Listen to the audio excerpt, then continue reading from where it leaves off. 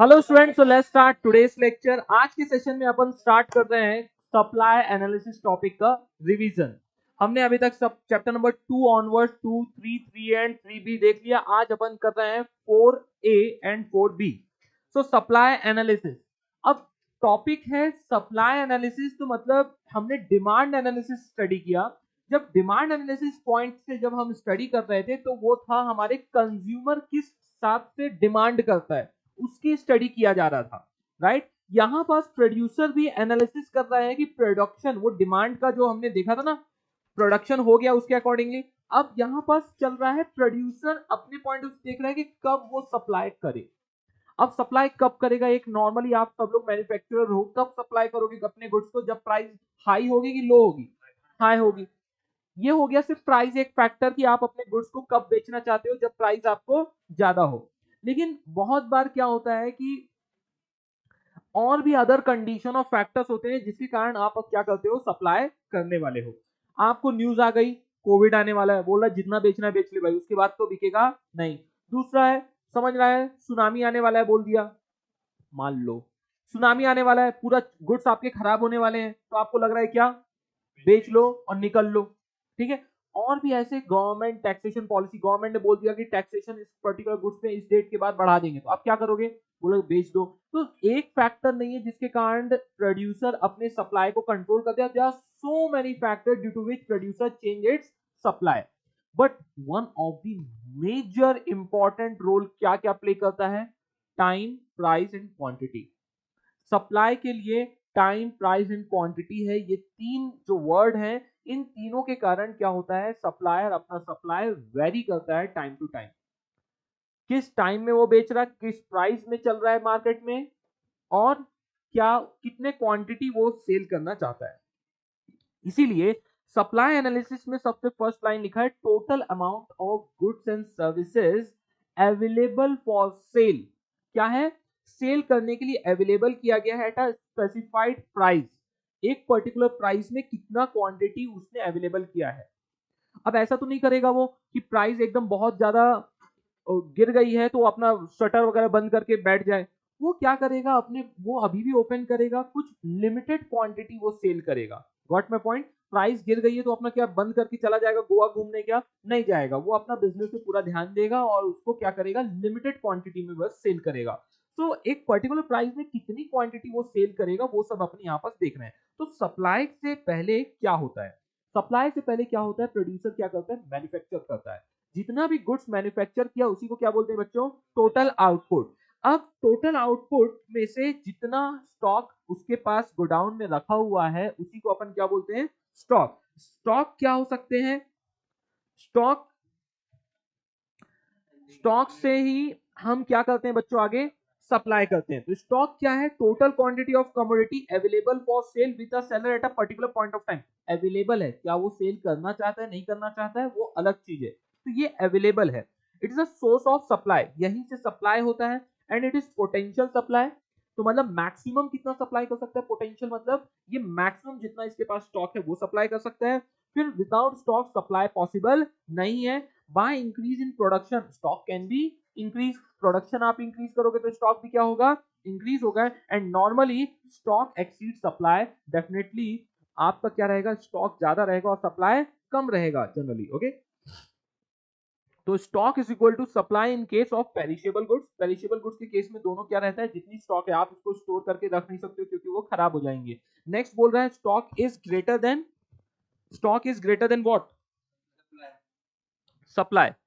Stock क्या है, greater than supply. हमेशा जो ड्यूरेबल गुड्स रहेंगे उसके केस में क्या रहेगा, स्टॉक ज्यादा रहेगा और सप्लाई कम रहेगा। तो इसीलिए सप्लाई के लिए केस में बोला गया है, various quantity of a commodity offer for sale by a producer given period of time at a given price.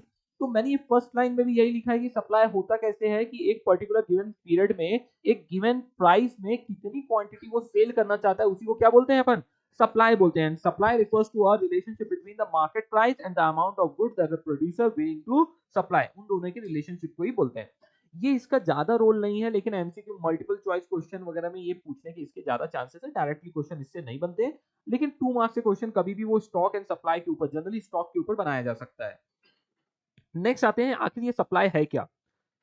क्यों बच्चों, कहाँ हूं मैं? सब कुछ दुनिया में ऐसे सफेद सफेद सा हो गया ना। हाँ क्या, वो कैमरा में वो भी नहीं दिख रहा कि व्हाइट है क्या है ये। अरे कौन से पेज में आ गया हूँ? ओ, लास्ट पेज में हूँ।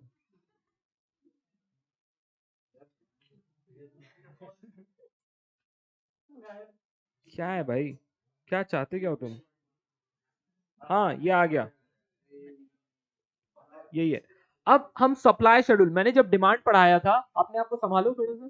सो जब हमने डिमांड शेड्यूल पढ़ा था, तब मैंने आपको बोला था सब कुछ यहाँ पे चीजें क्या होने वाली है, सेम होने वाली है। Supply schedule, supply schedule is a tabular representation of a functional relationship between price and quantity supplied। यहाँ डिमांड नहीं आएगा, हर जगह क्या आएगा, सप्लाई आएगा। तो यहाँ पास भी देखो एकदम चीख चीख के लिखा हुआ है, supply schedule is a tabular representation of the functional relationship between the price and the quantity supply of a particular commodity at a particular period of time. समझ में आ रहा है? तो इंडिविजुअल सप्लाई शेड्यूल इज ये भी क्या है, टेबुलर रिप्रेजेंटेशन है। Total quantity, quantity of a commodity that a producer is willing to sell at a particular period of time at a given during। so ultimately हर चीज क्या है वहां से एग्जैक्टली सेम है। so फिर एक बार फिर से ये भी टेबुलर रिप्रेजेंटेशन है, शो क्या कर रहा है, showing different quantity of a commodity that a producer, यहाँ पास इंपॉर्टेंट, यहाँ पास क्या है बच्चों, a producer is willing to sell at a particular different price at a particular period of time। so market supply schedule क्या है, ये भी एक tabular representation showing a different quantities of a commodity that all producer is willing to sell at a particular different price or a during a given period of time। समझ में आ रहा difference क्या है? अच्छा, वहां का बोलो क्या आ रहा, total quantity of a commodity demanded by a consumer and total quantity of a commodity demanded by all the consumer at a given period of time and all। यहां पास क्या है, quantity of a commodity, quantity of a commodity a producer willing to sell. ध्यान रखना, यहां पास क्या, quantity of a commodity all the producer willing to sell, और यहां आ है, यहां ऑल है, producers are willing to sell. ठीक है, बुक्स में भी आर लिखा हुआ है, मैं करेक्शन करवा दूं।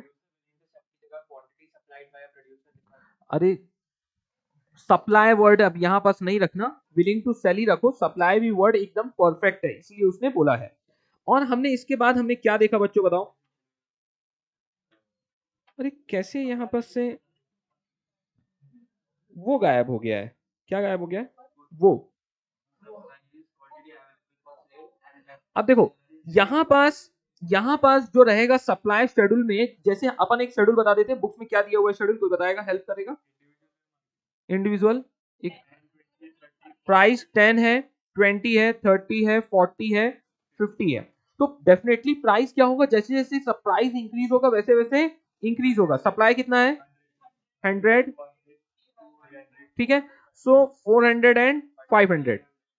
सो अभी समझो मैं एक ही बना देता हूं, ये आपका क्या है, प्राइस का एरिया है, और ये क्या है, क्वांटिटी सप्लाइड का एरिया है। ओके, डिमांड मत बोलना, ये जीरो है। अब ये प्राइस जो चल रहा है 10, 20, 30, 40, 50, तो ये 10, 20, 30, 40 एंड 50। सप्लाई कितना होगा, 100, 200, 300, 400 एंड 500। जब प्राइस 10 था तो कितना सप्लाई कर रहे थे, 100। जब प्राइस 20 हुआ तो 200, जब प्राइस 30 हुआ 300, जब प्राइस 40 हुआ तो 400 एंड 500। जब ये लाइन को आप ज्वाइन करोगे तो आपका क्या बन रहा है, स्लोप्स। तो इसलिए एसएस स्लोप्स, ये एसएस क्या बन जाएगा, supply curve. SS slopes upward from left to right indicating the direct relationship between the price and the quantity supplied. जिस डायरेक्शन में प्राइस जा रहा है उसी डायरेक्शन में क्या हो रहा है, सप्लाई भी मूव कर रहा है। इसका भी डायग्राम एक्जैक्टली सेम बनने वाला है, बस मार्केट सप्लाई क्या हो जाएगा यहाँ पास, फॉर एग्जांपल 1000, 2000, 3000 हो जाएगा, बिकॉज सभी सप्लाई का, ये ऑल द सप्लायर जो है सभी का टोटल है। समझ में आ रहा है क्या बच्चों? एक बार बोल दो, quantity of a commodity that a producer is willing to sell and all the producer is willing to sell और आर विलिंग टू सेल। ठीक है, कॉस्ट कंसेप्ट ये वाला अपन लास्ट में देखेंगे, उसके बाद आते हैं अपन क्या, डिटर्मिनेंट्स। नहीं, डिटर्मिनेंट्स है, ऐसे कौन कौन से फैक्टर है जिसके कारण सप्लाई डिटरमाइन होती है बच्चों? तो get, pic, no. Get, pic, no. तो आप भी सफिशिएंट स्मार्ट हो। अब देखो यहाँ पास गवर्नमेंट पॉलिसी मतलब टैक्सेशन पॉलिसी ही है, ध्यान रखना आप लोग। क्या है? Government policy and taxation policy remain same. पहले वहां टेट पिक्स की जगह क्या था मालूम है? गेट पिक्स पाओना। पहले क्या हुआ करता था? गेट पिक्स पाओना। उसको एग्जामिनर ने बुक्स में क्या लिख दिया? टैक्सेशन। गवर्नमेंट पॉलिसी से डिमांड के चैप्टर में क्या कर दिया उसको? Taxation policy. तो हमने भी क्या कर दिया? गेट से उसको टेट कर दिया। अब हमारे पास भी ऑप्शन नहीं था, क्योंकि हम अपने हेडिंग कोई भी चेंज नहीं कर रहे हैं। जो यहाँ हेडिंग है वही आपने स्टेट बोर्ड में भी है और वही आपको एग्जाम में लिखना है। एग्जामिनर के जो चेकर है उसके पास भी यही आंसर ही पहुंचने वाला है, ठीक है। और सीक्वेंस आप ऊपर नीचे करने का आपको कोई टेंशन नहीं है, बिकॉज ऑलरेडी प्रूवन फॉर्मूला है। एग्जामिनर ने ऑलरेडी चेक किए ऐसी आंसर शीट और 97 98 तक स्टूडेंट के मार्क्स आ रहे हैं। तो आपको उसमें शक करने की जरूरत नहीं है कि जिस सीक्वेंस में बुक में लिखा है तो वही सीक्वेंस में आपको लिखने का है। ओके, लिख रहे हो उसके लिए वही बहुत है। हाँ, बहुत आज के जमाने में बहुत महान महान स्टूडेंट है। सो डिटर्मिनेंट्स ऑफ सप्लाई, ऐसी डिटर्मिनेंट्स को क्या बोलते हैं? Factors. Factors, what are the factors affecting supply? तो सप्लाई एक प्राइस के कारण तो इफेक्ट होती है, समझ में आ रहा है। लेकिन गवर्नमेंट पॉलिसी फेवरेबल होगी तो क्या होगा? सप्लाई इंक्रीज होगा। अनफेवरेबल होगी तो डिक्रीज होगा। फ्यूचर एक्सपेक्टेशन और फ्यूचर प्राइस, तो फ्यूचर में एक्सपेक्टेशंस लग रहा है कि प्राइस बढ़ने वाली है तो करंट सप्लाई कम हो जाएगी। यदि फ्यूचर में लग रहा है कि प्राइस क्या होने वाली है? डिक्रीज होने वाली है तो करंट सप्लाई इंक्रीज हो जाएगी। स्टेट ऑफ टेक्नोलॉजी, अब स्टेट ऑफ टेक्नोलॉजी का यहाँ रोल क्या है? यदि आपको समझ में आ रहा है कोई नई टेक्नोलॉजी अब्रॉड से आने वाली है तो आप क्या होगा? आप अपनी सप्लाई इंक्रीज कर दोगे और वो उसके अकॉर्डिंगली सप्लाई इंपैक्ट होगा। Price of commodity, definitely price के कारण क्या होने वाला बच्चों? प्राइस इंक्रीज होगी तो सप्लाई भी increase. Price decrease. Infrastructure facility, यदि infrastructure facility like road railway ये सब चीजें अच्छी रहेगी तो क्या होगा? सप्लाई इंक्रीज होगी, नहीं होगा तो डिक्रीज होगी। Cost of production, definitely cost of production आपका ज्यादा हो जाएगा। रॉ मटेरियल एक्सपेंसिव हो जाएंगे, कॉस्ट ऑफ प्रोडक्शन ज्यादा होगा तो आप सप्लाई करोगे नहीं। क्यों? क्योंकि आपका प्रॉफिट मार्जिन कम हो जाएगा। लेकिन कॉस्ट ऑफ प्रोडक्शन कम रहेगा तो आप सप्लाई ज्यादा करते हैं। नेचुरल कंडीशन, यदि नेचुरल कंडीशन जो भी क्लाइमेट कंडीशन वगैरह के बारे में बात कर रहे हैं वो फेवरेबल होंगे तो आप क्या करोगे? सप्लाई इंक्रीज करोगे, एंड नहीं तो डिक्रीज होगा। अदर फैक्टर्स, आ जाओ एक बार मैं अदर फैक्टर्स के अंदर क्या क्या है वो भी देख लो। ये देखो, nature of market, relative price of other goods, export import, industrial relations, तो ये सब जो है availability of factor of production. यदि ये सब चीजें फेवरेबल होंगी तो आप सप्लाई क्या करोगे? इंक्रीज करोगे। अनफेवरेबल होगी तो डिक्रीज करोगे। तो इस तरह से एक बार और ये वाला देख लो, कौन सा था? Government policy, natural condition. ये देखो, supply of agricultural products depend किसके ऊपर करता है? नेचुरल कंडीशन के ऊपर। यदि उसका नेचुरल कंडीशन क्या होंगे? वेदर कंडीशन के बारे में बात कर रहा है, फेवरेबल होंगे तो प्रोडक्शन अच्छा होगा एग्रीकल्चर गुड्स का, नहीं तो नहीं होगा। अच्छा होगा तो सप्लाई अच्छी होगी, नहीं होगा तो प्राइस सिर्फ फैक्टर नहीं है। अच्छा बताओ, बहुत अच्छा प्राइस है, बहुत हाई प्राइस चल रहा है तो सप्लाई कर पाएगा क्या? प्रोडक्शन ही नहीं हुआ वेदर कंडीशन के कारण तो सप्लाई नहीं कर पाएगा वो। ओके,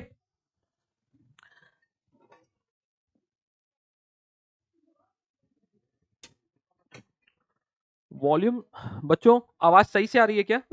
मेरे को ऐसा लग रहा है कि जैसे आप तक आवाज ठीक से पहुंच नहीं पा रही है, तो प्लीज चैट सेक्शन में एक बार कंफर्म कर दे। सो नेक्स्ट आ रहा है हमारा क्या? ये समझ में आएगा बच्चों? तो ध्यान रखना क्या है इसकी memory technique? Get pic no. अभी देख के ही आप लोग बता दोगे। G stand for government policy, E stand for expected future price, T is a taxation नहीं है, यहाँ पास टेक्नोलॉजी है। पी क्या है? प्राइस है, मैंने रेड किया है क्योंकि प्राइस इंपॉर्टेंट फैक्टर है। आई क्या है आपका? इंफ्रास्ट्रक्चर। सी क्या है आपका? कॉस्ट ऑफ प्रोडक्शन है। एन क्या है? नेचुरल कंडीशन है। O is other factor. ठीक है, एक बार जिनको नहीं आता है अपने अपने नोट से देख के चिक चिक के बोलो। G government policy, E expectations about future price, T state of technology, P price of commodity, I is a infrastructure facility, C is a cost of production, as a natural condition, and O is a other factors. समझ में आ रहा है? Next आते हैं law of supply. Law क्या बोलता है? लॉ बोलता है कि लॉ एक क्या है? रिटर्न स्टेटमेंट है। बोलता है कि मैं सिर्फ आपको एक्सप्लेन कर रहा हूं कि प्राइस के इंक्रीज एंड डिक्रीज होने से सप्लाई में क्या इंपैक्ट होगा। बोलता है बाकी अदर फैक्टर से मेरा कोई भी लेना देना नहीं है। तो लॉ ऑफ सप्लाई बोलता है, ये फिर से अगेन आपके अल्फ्रेड मार्शल जी आए हैं अपने principle of books, principle of economics अपनी बुक में लिखा है, in publish in 1819। Law explain the functional relationship between the price and the quantity supplied. And statement, other things will remain constant. Higher the price of commodity, more higher the quantity supplied, lower the price of commodity, lower the quantity supplied. Conceptual clarity रहेगी तो आपको अपने आप से अंदर से system से भड़बड़ा के निकल के आ जाएगा स्टेटमेंट। कंसेप्ट क्लियर नहीं है तो आप ऐसे ही हॉले टाइप का देखते रहोगे, बाकी सबको कैसे आ रहा है। तो एसएक्स क्या है यहाँ पास, supply of commodity X is a function of price of commodity X. इसको एक बार आप बुक से देखना, ऐसा एलोबरेट, इतनी छोटी सी दो एक लाइन भी नहीं है, ये आधी लाइन है, इसको ऐसा एलोबरेट किया है कि मतलब आपका आधा पौना पेज भर जाएगा। ठीक है, तो उसको भावनाओं को समझो, मैंने यहाँ कम्युनिकेट किया सिर्फ। अजम्पशंस क्या बोला है, बोलता है ये जो गेट पिक नो था ना, ये देखो ये गेट पिक नो, तो ये सारे फैक्टर्स को क्या कर दिया उसने, कांस्टेंट कर दिया। सिर्फ किसको छोड़ दिया, मैंने पी को हाईलाइट किया था, प्राइस को छोड़ दिया, प्राइस इसके अंदर अजम्पशन में नहीं आएगा। क्या अजम्पशन ले रहा है, बोलता है इस दुनिया में जितनी भी चीजें हैं कंडीशंस के कारण सप्लाई चेंज होता है वो सब कांस्टेंट है। हम ये देखना चाहते हैं कि प्राइस के चेंज होने से क्या क्या चेंज होता है। So no change in government policy, no change in expectation of future price, no change in technique of production या technology, no change in, यहाँ प्राइस, यहाँ पी स्टैंड है, कंफ्यूज मत होना, price of other goods remain constant. ये other goods क्या है मालूम है आपको, ये कॉम्प्लीमेंट्री एंड सब्स्टिट्यूट गुड्स के बारे में बात कर रहा है। उसमें लास्ट ईयर तक, पहले जब तो पुरानी बुक थी ना, तो यहाँ पास ना गेट पिक्स पाओना, गेट पिक्स पाओना, गेट पिक्स पाओना, हर जगह गेट पिक्स पाओना था। ठीक है, आप उससे कोरिलेट करके देखोगे ना, सब कुछ सेम रहने वाला है। यहां पास आप गेट पिक्स पाओना, चलो कोरिलेट करके देखते हैं, आओ देखते हैं क्या होता है, क्या क्या रहेगा।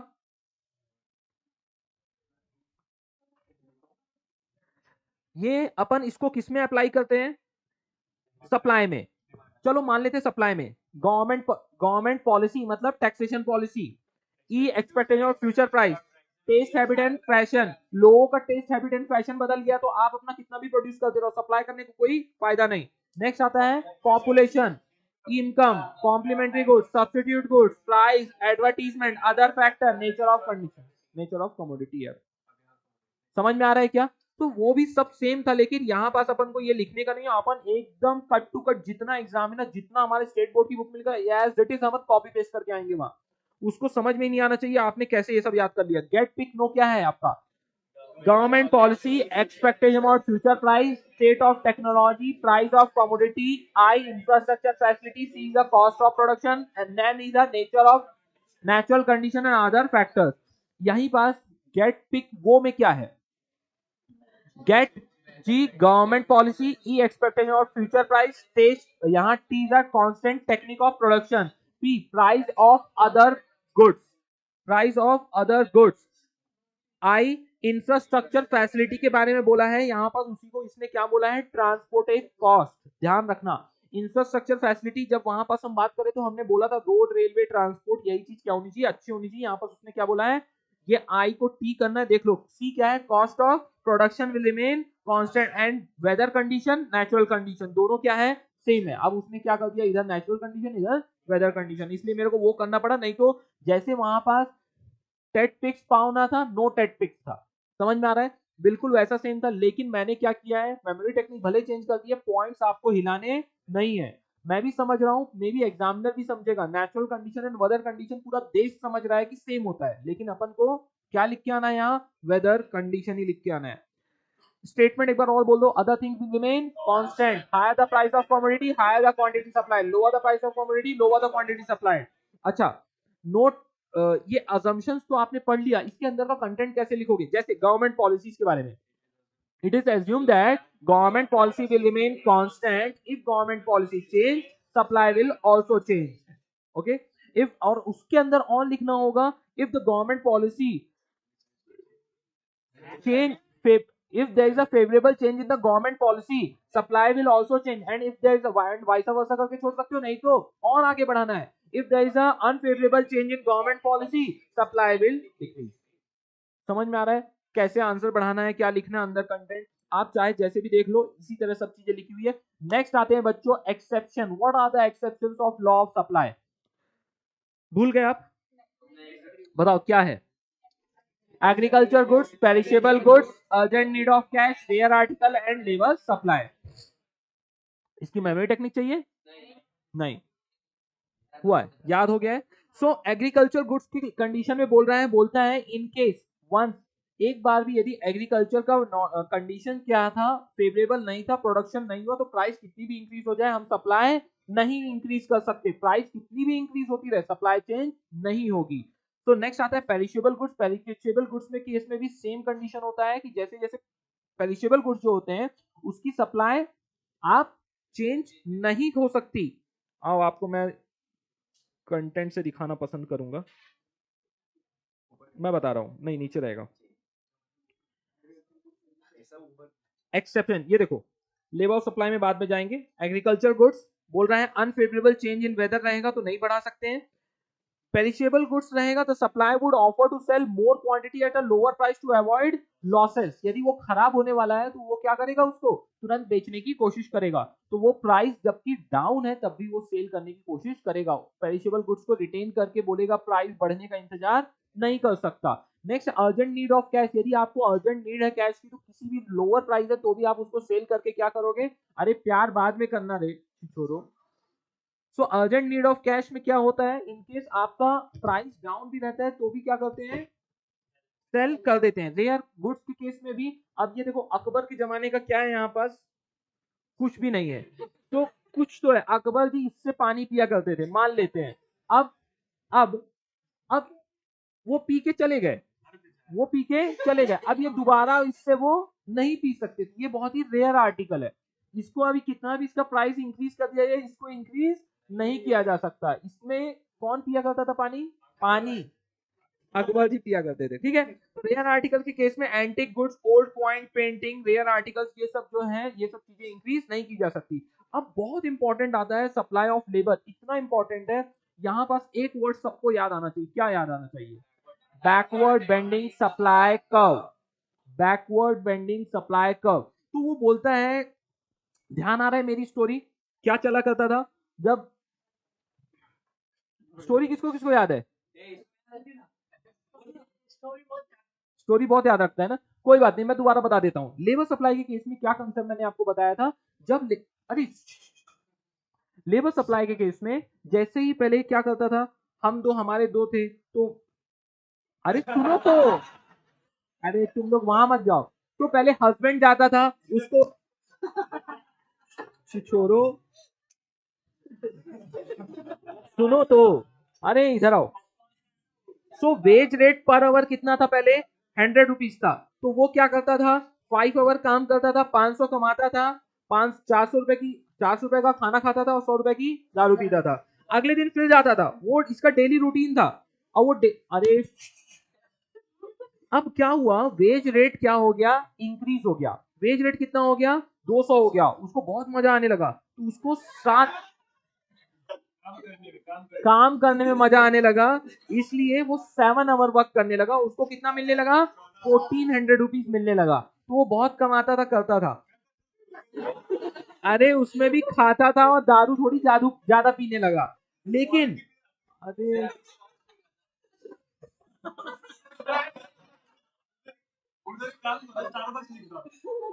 ये स्टारबक्स नहीं, लेबर क्लास स्टारबक्स नहीं जाता है ये, उसने जो लिखा है मैंने वो लिखा है। जब वेज रेट क्या हो गया 200 से फर्दर, तो देखो वेज रेट जैसे इंक्रीज हुआ तो देखो नंबर ऑफ आवर्स क्या हुए, इंक्रीज हुए, 5 से 7 हो गए। जब wage rate first time increase हुआ, फर्स्ट टाइम इंक्रीज हुआ 100 से 200 हुआ, तो वेज नंबर ऑफ आवर्स भी क्या हुए, इंक्रीज हुए। लेकिन there is when there is a further increase in the wage rate, 100 रुपए से 200 हुआ, 200 से अब 300 हो गया। अभी उसका देखो नंबर ऑफ आवर्स कितना करने लगा, कम कर दिया उसने।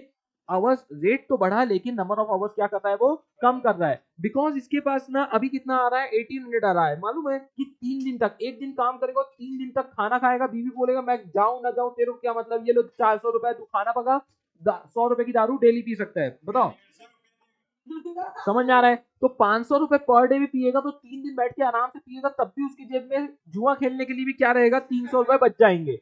समझ में आ रहा है क्या, तो इसलिए बोला गया है, ये पूरा कंसेप्ट को समझने के लिए, इसका वास्तविक जीवन से कोई भी लेना देना नहीं है, ये बात काल्पनिक है और मेरे ऊपर कोई भी ट्रोलिंग ना की जाए। सो आते हैं बाद में, आते हैं। सो देखो यहाँ पर चीख चीख के लिखा हुआ है, would increase, so supply curve slopes upward, supply of labour falls with the further increase. जैसे ही क्या होता है, वेज रेट इंक्रीज होता है, नंबर ऑफ आवर्स इंक्रीज होता है, लेकिन further increase in the wage rate, further rise in the wage rate, supply curve labor band backward. Okay और इसी का इसने डायग्राम में बताने की कोशिश की है।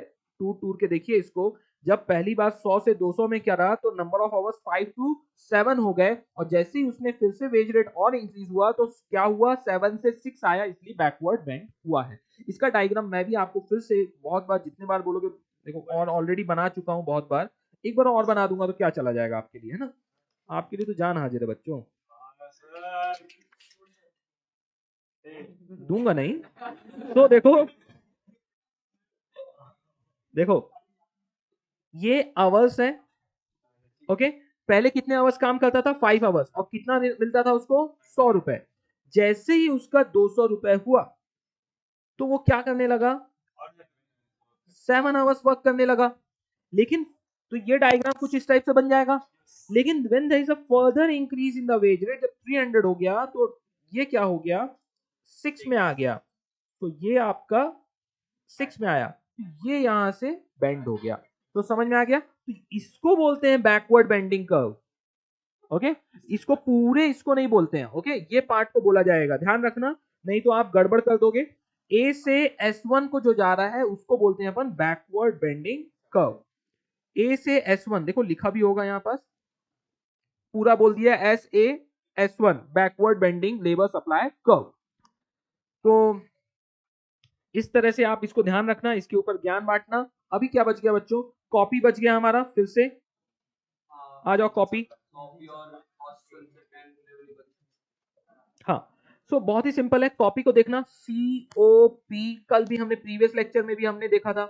सो change in supply, due to change in other factors and variation in supply due to change in price. Change के अंदर increase in supply and decrease in supply आता है, वेरिएशन के अंदर extension in supply and contraction in supply. यहां पास आपका जो अदर फैक्टर्स है वहां पास एक वर्ड आता है इंक्रीज के लिए फेवरेबल, एंड इस यहाँ आता है अनफेवरेबल। एक्सटेंशन के अंदर आएगा, एक्सटेंशन कब होगा? राइज जब होगा, और कॉन्ट्रैक्शन कब होगा? फॉल होगा। लेकिन डिमांड में एग्जैक्टली अपोजिट था। एक्सटेंशन कब होता है? जब वहां फॉल होता है, क्योंकि वहां डिमांड में इनवर्स रिलेशनशिप था, यहां पास डायरेक्ट रिलेशनशिप है। तो अभी अंदर का कंटेंट बोलते हैं, change in supply due to change in other factors and price will remain constant, other factors like get pic no. अरे आप लोग मेमोरी टेक्निक ही भूल गए, गेट पिक नो। ओके, मैं फिर से यहां पास लिख रहा हूं कौन कौन से अदर फैक्टर्स हैं। अदर फैक्टर्स, ओके, गेट इग्नो, ओके। P यहां पास क्या रहेगा? निकल जाएगा, क्योंकि P क्या है यहां पास? कांस्टेंट है। समझ में आ रहा है बच्चों सभी को? हाँ, लिख सकते हैं प्राइस ऑफ कमोडिटी, बट यहाँ पास भावनाओं को समझो, वहां पास P क्या है? प्राइस ऑफ कमोडिटी है, price of substitute and complementary goods नहीं है। सो अभी इंक्रीज के अंदर क्या लिखोगे? Increase in supply, increase in supply के अंदर जल्दी से बता दो बच्चों, आप लोग पूरा ध्यान दो इधर। अरे यार तुम तीनों का प्यार इतना ज्यादा है ना BMS, तुमको नहीं, अरे बुरा मत मान बच्चे। या पड़ोसी तुम्हारा इधर से बात कर रहा है, वो देखो कितना खुश हो रहा है, क्या दे रहा है? क्या कुछ मिल रहा है क्या वहां? नहीं ना, चलेगा, अच्छी बात है, खुश रहना चाहिए, कोई बात नहीं। आ जाओ, increase, change in supply due to change in other factors and price will remain constant. Other factors like get ick no, इक बोल रहा हूं, IC इक बोल रहे हैं, okay, get IC no, get IC no, okay, ध्यान रखना। नेक्स्ट आते हैं increase in supply, increase in supply due to favorable changes in other factors and price will remain constant, other factors like get it no। अच्छा, unfavourable की बात, decrease in supply के बारे में बात करते हैं। Decrease in supply due to unfavourable change in other factors and price will remain constant, other factors like get it no. अब बात आते हैं variation in supply due to change in price. Variation in supply due to change in price and other factors will remain constant. Other factors like get igno. Next आता है extension. Extension in supply due to rise in the price of commodity and other factors will remain constant. Other factors like get igno. Contraction. Contraction in supply due to fall in price and other factors will remain constant. Other factors like get igno. समझ में आ रहा है क्या? अब इसका diagram भी बना देते हैं. चलो चलो छोटा छोटा बना देता हूं इसी तरह. यहां पास कौन सा है बताओ? इंक्रीज इन सप्लाई है. ये क्या है? डिक्रीज इन सप्लाई है. ठीक है, भावना से समझना. ये किसके कारण है? अदर फैक्टर के कारण है. ओके, अदर फैक्टर के कारण है. तो प्राइस इसमें क्या कर दो? एकदम अटका दो. तो अभी हम बात करेंगे. ये क्या है आपका? Quantity supplied. ये क्या है? प्राइस. ये क्या है? क्वांटिटी. अब यहां पास बात चल रही इंक्रीज इन सप्लाई. सप्लाई क्या हो रहा है? इंक्रीज हो रहा है. और डायग्राम कैसे बनता है? समझ में आ रहा है क्या? क्योंकि ये कौन सा है? Left to right upward direction में इसी तरह से जाता है. ओके, ध्यान रखना 45 डिग्री सेंटर से. अब फिर से यहां पास क्या करेंगे? ये एक बना दिया आपने और ये P है, ये Q है. Decrease in supply and price will remain constant. इसलिए क्या करेंगे? देखो, डिक्रीज इन सप्लाई कर दिया मैंने, Q से Q1 आ गया और ये डायग्राम कुछ ऐसे बनेगा और ये डॉटेड लाइन. इसको आप S बोल सकते हैं, इसको S1 बोल सकते हैं and all this and that, X Y axis. And आप लोग एक्सपर्ट बन चुके हो अभी, राइट? अब बात आती है किसकी? Extension and contraction. एक्सटेंशन या एक्सपांशन या की कॉन्ट्रैक्शन. देखो, जो लिखा हुआ है वही बोलो. वहां एक्सपांशन था, मैंने एक्सपांशन बोला. यहां क्या है बच्चों? एक्सपांशन है क्या बुक में? तो फिर इसको क्यों लिया? आज तक क्यों बचाया है? प्रीवियस वाले में होगा. और कॉन्ट्रैक्शन कॉन्ट्रैक्शन ही है ना? हाँ ठीक है, फिर ठीक है. ठीक है, एक्सपांशन कब होता है बच्चों? जब प्राइस क्या होगी? प्राइस राइज होगी बेटा. सो अभी ये एक्स एक्स. अरे मैं ड्रॉ करने लगा तो आप अपनी जिंदगी का अलग मजे लूटने लगते हो. क्या चाहते हो अपनी जिंदगी से? ये प्राइस है, ये क्वांटिटी है. समझ रहे हो? अब ये डायग्राम है, ये पर्टिकुलर पी है. बोल रहे हैं एक्सपांशन. एक्सपांशन हो रहा किसमें? एक्सपांशन प्राइस में. Expansion of supply. Expansion of supply हो रहा है तो ये इंक्रीज हो रहा है supply. And due to which price भी इंक्रीज हो रहा है. P1 से हो रहा है. तो आपको क्या करना है? इस तरह कुछ बनाना है. Q1 आ गया और ये डायग्राम बन गया. अब क्या चाहिए? ओके, फिर नेक्स्ट आते हैं. इसको थोड़ा सा बड़ा कर लेते हैं. अब बताइए, ये अपन ने ऑलरेडी बना दिया है. ये P है और ये Q है. बोल रहा है contraction due to fall in price. Price क्या हो जाएगा? फॉल हो जाएगा. मान लेते हैं.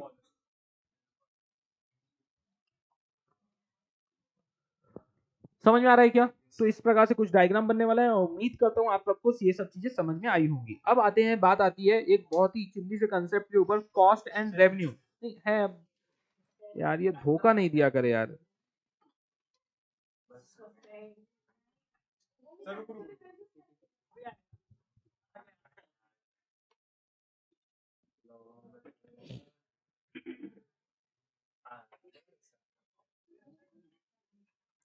Concept of cost and revenue. Revenue क्या होता है बच्चों? जो सेल करते हैं उसी को बोलते हैं क्या? रेवेन्यू. तो रिसीट, जितनी पैसे आते हैं आपके पास सेल करने से, उसी को क्या बोलते हैं? रेवेन्यू. टोटल रेवेन्यू क्या बोलते हैं? Total sale price multiply by total quantity sold, उसी को बोलते हैं अपन total revenue. Price multiply by quantity. Average revenue क्या बोलते हैं? Total revenue divide by total quantity sold. तो उससे क्या निकल के आ जाएगा? आपका एवरेज रेवेन्यू. मार्जिनल रेवेन्यू मतलब होता है एक एडिशनल यूनिट को सेल करने से जो पैसे आते हैं उसी को बोलते हैं मार्जिनल रेवेन्यू. तो मार्जिनल रेवेन्यू आप सीधे सीधे total utility and marginal utility का फॉर्मूला याद रखो, जो कंसेप्ट वहां था. तो marginal revenue of N unit is equal to total revenue of N minus total revenue of N minus one. ध्यान रखोगे ना? नेक्स्ट आता है आपका क्या? कॉस्ट. कॉस्ट क्या होता है, जितने भी फैक्टर्स ऑफ प्रोडक्शन लगते हैं किसी गुड्स को प्रोड्यूस करने के लिए, उन सभी फैक्टर्स को टोटल करते हैं तो क्या निकल के आता है बच्चों, कॉस्ट ऑफ प्रोडक्शन। तो टोटल कॉस्ट क्या होता है, total cost include total fixed cost plus total variable cost, उसी को बोलते हैं अपन टोटल कॉस्ट। एवरेज कॉस्ट क्या होता है, टोटल कॉस्ट जो आती है उसको डिवाइड कर देते हैं टोटल क्वांटिटी से, तो क्या निकल के आती है, एवरेज कॉस्ट। जब मार्जिनल कॉस्ट की बात करते हैं तो एक एडिशनल यूनिट को मैन्युफैक्चर करने के लिए जो कॉस्ट लगती है उसी को अपन क्या बोलते हैं, marginal cost. So marginal cost का फॉर्मूला क्या होगा, marginal cost of N unit is equal to total cost of N unit minus total cost of N minus one. समझ में आ रहा है। तो this way we have completed this chapter, लेकिन अभी काम खत्म होता नहीं है। तो एक बार फिर से आज मौका मिला है तो पूरा सब फिर से अपन रिवाइज करेंगे चैप्टर 2 टू चैप्टर 4। सो पहले अपन चैप्टर 4 से 3B में जाते हैं। नहीं, आप लोग को जल्दी से अपन काम करते हैं, सबका रिवाइज करते हैं। देखो ऑनलाइन मैं चीख चिल्ला नहीं रहा हूं, यदि आपको ऐसा लग रहा हो कि मेरी आवाज आप तक कुछ ज्यादा पहुंच रही है, क्योंकि यहाँ दिख रहा है थोड़ी कम पहुंच रही है, ज्यादा पहुंच रही है तो अपना वॉल्यूम मोबाइल का कम कर ले। सो इसमें मेरी कोई गलती नहीं है, क्योंकि यहाँ एनर्जी लेवल अलग ही चलने वाला है। चलो सबसे पहले बात करते हैं, what are the features of utility. मेरे से सब इंप्रेस बस। What are the types of utility? Complex time, service knowledge person. अच्छा इसके अंदर का कंटेंट बता दो। Utility of a commodity change with its utility of a commodity increase with the change in form, place, time, service knowledge position. What are the two concepts? Total utility, marginal utility. Total utility, utility derived from all the total utility. Total utility क्या होता है? Summation of marginal utility. Marginal utility, utility derived from one additional unit of a commodity consumed by the consumer is known as marginal utility. Marginal utility of n unit is equal to total utility of n minus total utility of n minus 1. Chart एकदम आता है ना दिमाग में एकदम। फिर next chart में आते हैं, what is law of DMU. सबसे पहले अल्फ्रेड मार्शल अपनी बुक प्रिंसिपल ऑफ इकोनॉमिक्स 1890 में, okay, universal in character. And एक और वर्ड क्या आता है, नॉर्मल एंड रैशनल कंज्यूमर। और एक और वर्ड आता है, every individual tries to satisfy his want from the available resources. Okay, more we have a commodity, less we desire to have it. Statement बोल दो, other things remain constant. Marginal utility goes on diminishing with an increase in the successive unit of a commodity consumed by consumer. लोग बोल रहे हैं हाँ सही बोल रहे हो, सही बोल रहे हो। अरे बोलना पड़ेगा, ये कंसेप्ट एकदम इसी तरह है। आप देख के बोलो, याद करके बोलो आई डोंट केयर, लेकिन जब तक नहीं बोलोगे तब तक आपको याद होने वाला नहीं है। नेक्स्ट बात करते हैं किसकी, अरे ये सब चार्ट ऐसे ही चल रहा है, अपन तो याद करके बोल रहे हैं। फिर से नेक्स्ट आगे क्या चलता है, assumption. What are the assumptions of divisibility, homogeneity, rationality, reasonability, continuity, constancy, cardinalism, single one. What are the exceptions of law of DMU? Power of money addiction makes hobo chingu. Power, money addiction, hobo, chingu, miser. Next आता है, what are the criticism या limitations of law of DMU? US में आई you unrealistic assumption, single want, indivisible goods, cardinal measurement, and constant marginal utility of money. What are the importance of law of DMU? Go lopo. Paradox of value is the difference between value in use and value in exchange. Value is usefulness of a commodity and value in exchange means rate of exchange of one commodity with another. अगले दिन से तो लग रहा है आप लोग खड़े हो कि यहाँ पास अगली बार से आप अपने अपने कॉलेज में जाने का, रिवीजन लेने का, किसका, 12th स्टैंडर्ड का। अब आप सीनियर हो गए ना, हाँ, अब पास होके तो निकल ही जाओगे। मार्क्स अच्छे से ले आओ, जाके खड़े हो जाना, सर हमको पता है आउट ऑफ मार्क्स कैसे लाने का है, हमको लेने दो, ठीक है। तो कंपटीशन चालू रहने दो। नेक्स्ट आता है हमारा क्या, ठीक है, एक होता है प्राइस एंड यूटिलिटी को प्राइस में कन्वर्ट करके प्राइस से कंपेयर करना। ध्यान आ रहा है क्या, ऐसा है intra marginal utility, extra marginal, ठीक है। चलो नेक्स्ट आते हैं डिमांड। टेबुलर रिप्रेजेंटेशन के बारे में बोलो।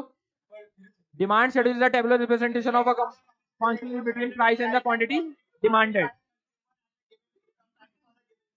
Thank you. नेक्स्ट आते हैं, ठीक है। कहां से चले, डिमांड मतलब क्या है, demand means desire is us to have something, next desire. And which is backed by willingness and ability to pay. Next आते हैं हमारा, बस कर दे, ठीक है, समझ में आ गया, आपको सब याद है। नेक्स्ट आता है tabular representing individual demand schedule and market demand schedule. Individual, तो quantity of a total quantity of commodity divided by a consumer and total quantity of a commodity divided by all the consumer at a given period of time at a given period of price, जो भी है, ठीक है। Next आता है आपका what are the factors affecting demand, टेट फिक्स पावना, ठीक है। What are the types of demand, direct, indirect, joint, composite, competitive. Direct को और क्या बोलते हैं, डायरेक्ट को डिराइव कैसे बोलेंगे, इनडायरेक्ट तो सबको डिराइव याद आ रहा है, कन्वेंशनल। नेक्स्ट आते हैं अपन लॉ ऑफ डिमांड में। लॉ ऑफ डिमांड में स्टेटमेंट से स्टार्ट करें क्या, कि और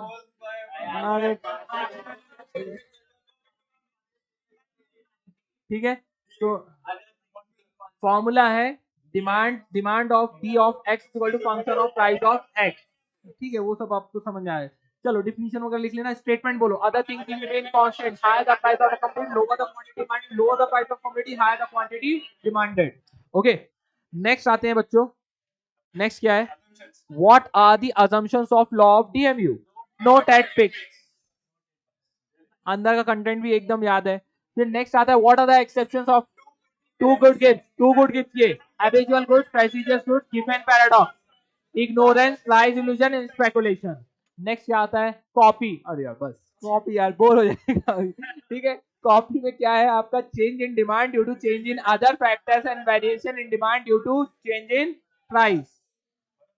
हाँ, जल्दी नहीं बोल दिया, हाँ ठीक है। नेक्स्ट आता है आपका, हाँ ठीक है। नेक्स्ट नेक्स्ट नेक्स्ट आता है आपका, नहीं, अभी downward slope of demand curve, DMU is CM, DMU law of DMU I, income, substitution effect, consumer, new consumer and multipurpose uses. Next आता है आपका demand, elasticity of demand. Elasticity of demand है भर भर की बुराई करने की, पहले लॉ ऑफ डिमांड की, फिर आखिरी में मार्शल जी आएंगे बोले मैं बताऊंगा। अब वो क्या बताते हैं बताओ, responsiveness of a quantity demanded due to change in price and other factors. What are the all the factors that fix Pauna? Okay, next आते हैं what are the types of elasticity of demand, price elasticity, income elasticity, cross elasticity। price elasticity, percentage change in quantity demanded divided by percentage change in price। next, income elasticity, percentage change in quantity demanded divided by percentage change in income। next, cross elasticity, percentage change in quantity demanded of commodity A divided by percentage change in price of commodity B।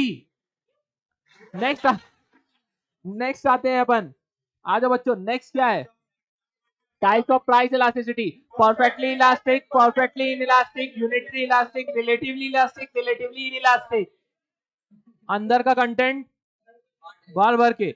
Next, what are the types of measurement of price elasticity of demand, point, arithmetic, percentage method, वही सब ज्ञान है। क्या है, total outlay या total expenditure method, last point method और geometry. Point method and geometry method के अंदर पहले तो हेडिंग बताओ, linear demand curve and non linear demand curve. दूसरा अंदर फॉर्मूला क्या है, लू, lower segment divide by upper segment. लू को भूलना नहीं, नहीं तो आपका आंसर नहीं हो पाएगा। ये एक ऐसा मेजरमेंट है जिससे पूरा देश डरता है, ध्यान रखना एग्जाम में ये आपके 8 मार्क्स के लिए पूछा ही जा सकता है, बहुत जरूरी है डिमांड में। यदि थोड़ा सा भी डिफिकल्ट करना होगा तो वो पूछेंगे आपसे, ठीक है। नेक्स्ट आता है आपका क्या, what are the factors affecting, अरे क्या फैक्टर्स अफेक्टिंग, सिग्निफिकेंस भी है, बहुत सारी चीजें हैं अभी।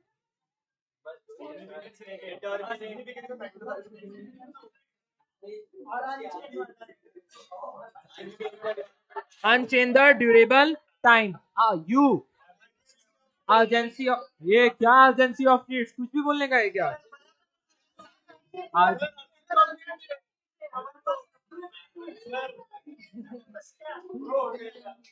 कोई बात नहीं, चलो स्टार्ट करते हैं।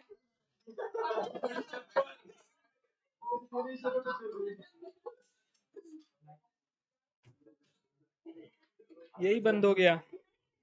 सो चलो अभी जल्दी से बता दो। अनचेन एक है, अनचेन द ड्यूरेबल टाइम है, और दूसरा इंपॉर्टेंस में क्या आने वाला है?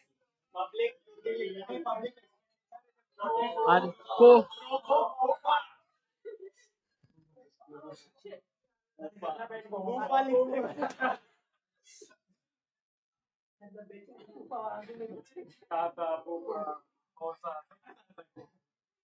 Public expenditure important to प्रोगोफा।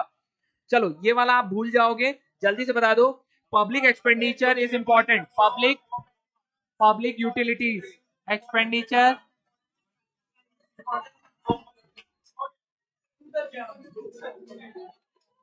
बाकी भी क्लास में है उनको, ठीक है। पब्लिक क्या है? पब्लिक यूटिलिटीज है, पब्लिक यूटिलिटीज है, देख लो। And proportion of expenditure, importance to producer, importance to government, importance to foreign trade, and importance in factor pricing.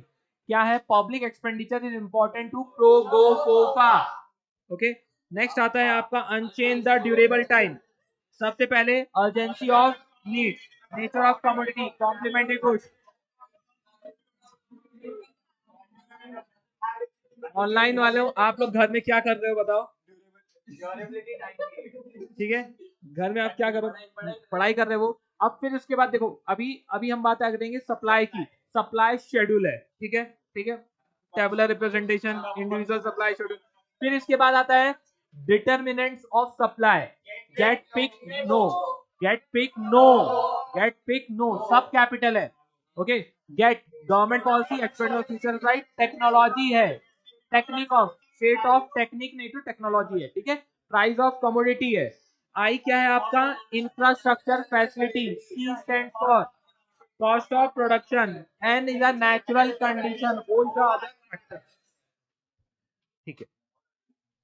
अभी बात करते हैं किसका? assumptions में गेट, गेट पिक वो, गेट पिक वो, गेट तो सेम है, पिक में P price of other commodity है, और वो में आपका वेदर कंडीशन है, एंड लास्ट ओ क्या है आपका? वही उसी के साथ है, वो उसी के साथ है। नेक्स्ट आते हैं, अभी हमारा क्या बचा है? ट्रांसपोर्ट कास्ट को आपको भूलना नहीं है, जो आई इंफ्रास्ट्रक्चर फैसिलिटी है वही ट्रांसपोर्ट कॉस्ट है। कहाँ चले गए हो आप? कहाँ है किस दुनिया में बेचारा? और हो गया। नेक्स्ट, चलो नेक्स्ट क्या बचा आपका बता दो। What are the exceptions? Exceptions बोल दो जल्दी से।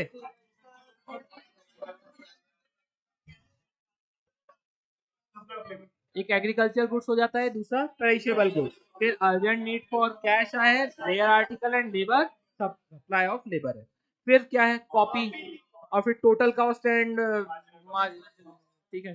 तो रेवेन्यू एंड कॉस्ट के बारे में बोला गया है। So this way we have revised once again. So that's it for today. See you all in the next lecture. Take care. Bye bye.